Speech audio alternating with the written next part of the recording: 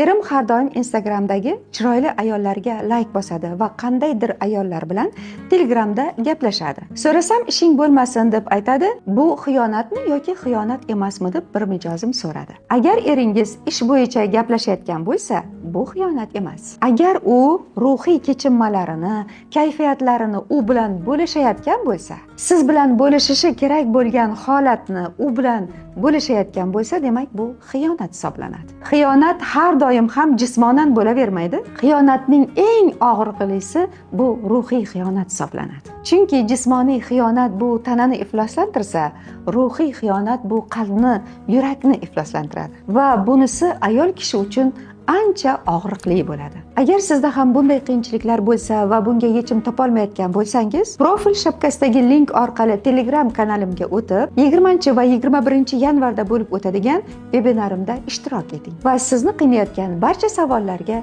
yechim oling.